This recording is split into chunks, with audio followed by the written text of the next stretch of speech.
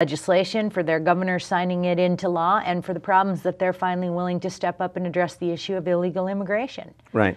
So that's the part that frustrates me so bad. But yeah, one judge managed to stop it all like that. Well, and I think in part of the issue, it's not that people are unsympathetic to immigration. We're an immigration country. Right. We are the melting pot. You know, when I was in the Army, I studied Russian.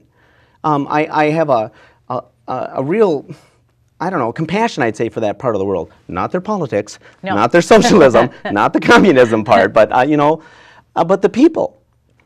You know, we're a welcoming nation, and we should stay a welcoming nation. But there is a process that our forefathers went through, and that we're saying everybody else needs to go through. And the reason why is we want to be a productive country. We do not want to be a country where you can literally walk in and you're in a drug selling business and you are protected by the very laws that should be the ones saying, get out. Mm-hmm. We don't want that. You know, if you're here to work and you're here to go through the process, good. And think about the people who actually were following the correct process and going through those steps and jumping through those hoops. And then they're almost like, well, they must be the schmucks because they're actually trying to follow the law. Those are the people we want. Let's reward them. What is rewarded is repeated. Let's reward responsibility, and let's not reward irresponsibility. When at the appellate level, what would you say the types of cases are that you deal with the most often? Well, you're going to deal with everything because there's a right to appeal. So it's going to be everything from criminal appeals to civil appeals, you know, family law, probate, land issues, environmental law, everything. Literally everything goes to the Court of Appeals.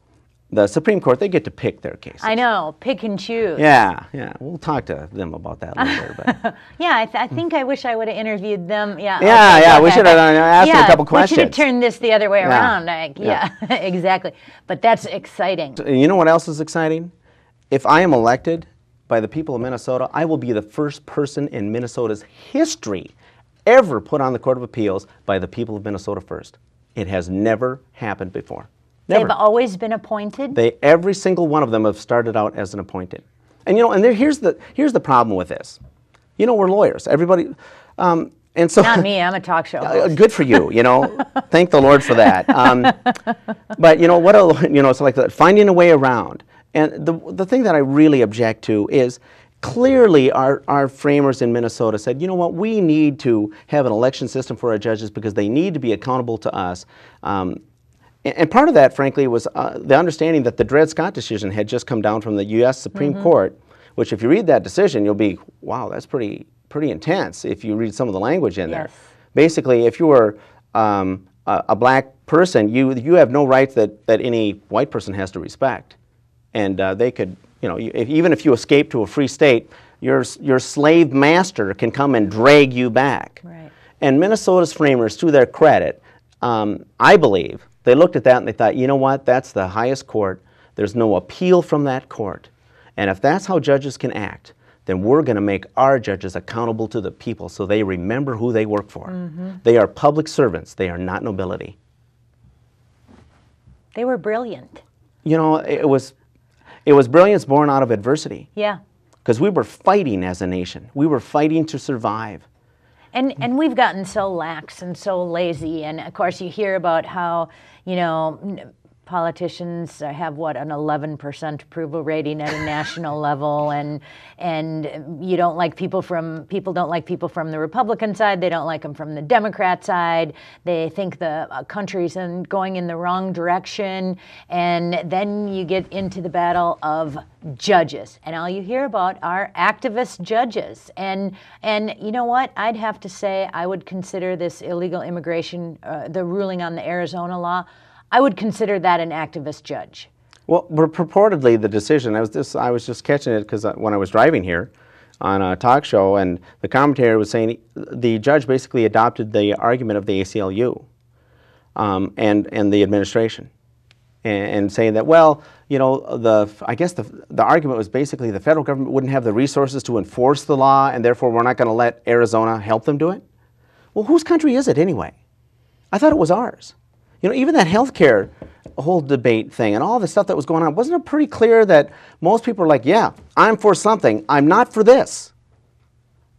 And it was basically the arrogance of office. No, we're all smarter than you. And that is exactly what our country fought against. We fought against the king nobility system, and all the rest of us are peasants. We are never going to give up our right to vote, ever give up our right to vote. So can you explain to me why we know so little about our judges? Well, part of it is the judges themselves at the highest level control their own election rules. And one of those rules, canon number 5, I want to be a little careful, but it basically, in the argument of one of the amicus briefs, was if Minnesota intended to craft a law to keep the voters ignorant, canon number 5, that's your law. I mean, you just did really a good job on that. And what does canon 5 say? Well, it basically it says some things that sound good, but the practical implication of it is, if you're running as a challenger, you really better be careful on what you're going to say, because if you violate that canon, here's the other kicker, not only could your candidacy be invalidated, but as a challenger, we're licensed to the professional rule, by the Supreme Court, and we're subject to the professional rules of responsibility. So not only could we invalidate the candidacy, we actually could be disciplined and lose our license to practice. So we could lose our livelihood. You want to know why you look at that ballot and, oh yeah, I know I'm going to vote for that. Turn it over and you'll see a whole list of judges. You've never even heard of most of them. How many, I think, what is there, supposed to be 100 and some contested races, something like that, 115 or whatever, and of that, 15 are being contested, if that many. I'm not even sure if it's that many. All the rest of them are all uncontested. If we had a Congress where 90% of the people who are supposed to be up for election weren't even being challenged, would we say we have a free and open society where the vote and the people is preeminent? Or would we say we basically have a nobility system? Well, let's remember, though, in the state of Minnesota, pretty much the Minneapolis and the surrounding area and St. Paul and the surrounding areas have been ignored by one party for 50 years. So it's not just the judge races that, but that is the exact, and then people wonder why Minnesota is purple. Well, that's why. What do you think about endorsing judges? Well, you know what? My first thought was I want judges to be impartial. I want them to be nonpartisan. I want them to be non-political.